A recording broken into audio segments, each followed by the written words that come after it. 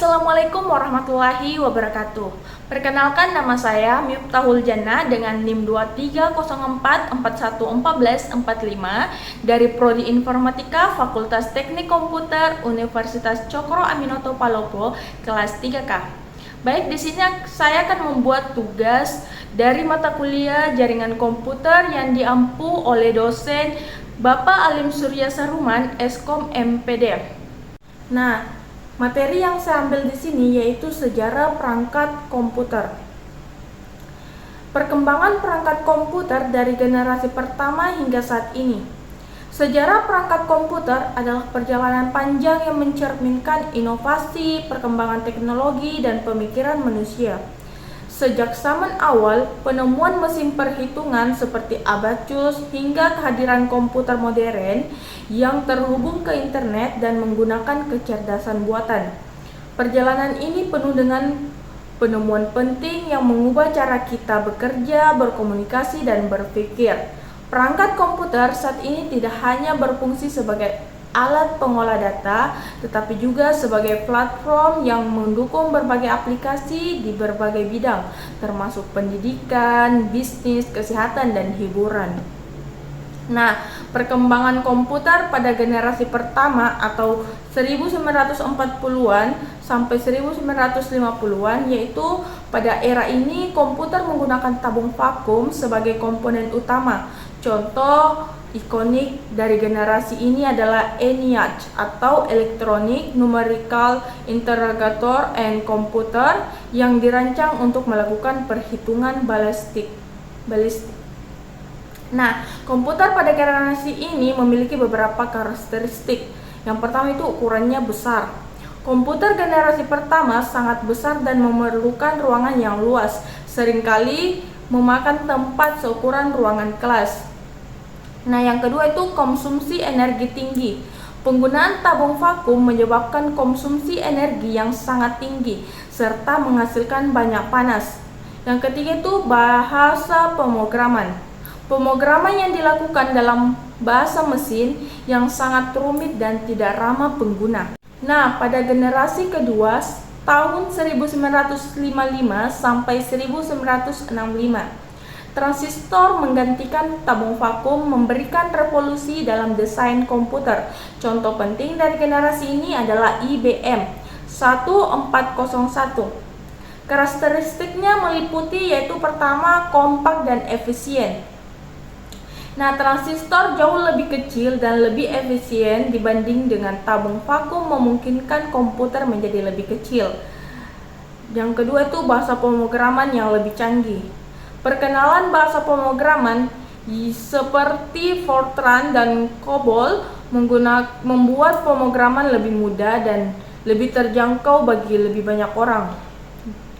Nah, pada perkembangan generasi ketiga atau tahun 1965 sampai 1980, dengan pengenalan sirkuit terpadu atau IC, banyak transistor dapat dipasang dalam satu chip. Contoh dari generasi ini adalah IBM System atau 360. Nah, adapun karakteristiknya itu yang pertama pengurangan ukuran dan biaya. Dengan menggunakan IC, komputer menjadi lebih kecil dan lebih terjangkau bagi bisnis dan individu. Yang kedua itu sistem operasi multitasking.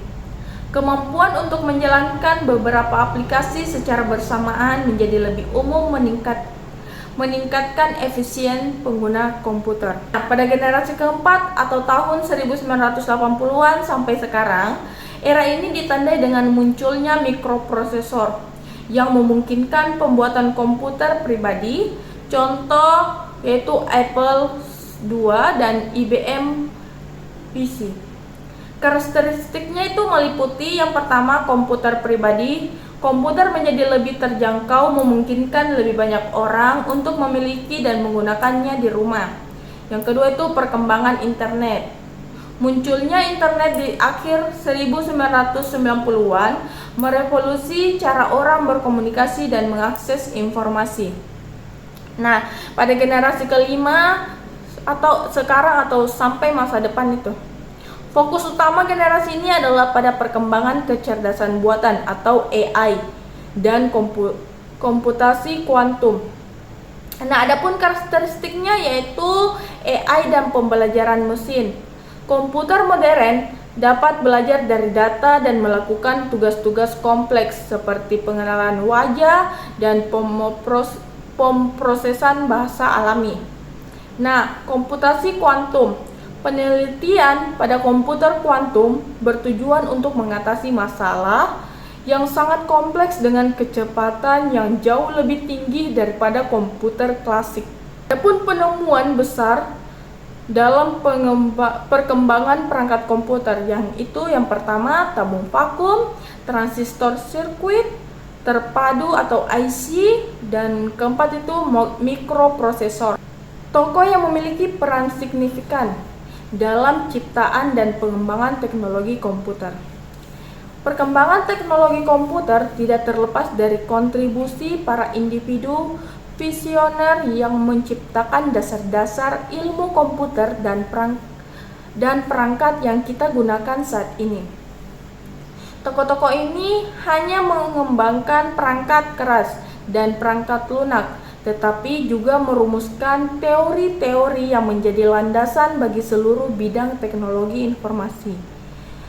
Adapun tokoh yang penting yang berkontribusi besar dalam perkembangan teknologi komputer yaitu yang pertama Charles Babbage, ada Lovelace Allen, Turing John Van, Neumann Tim, dan Berners-Lee.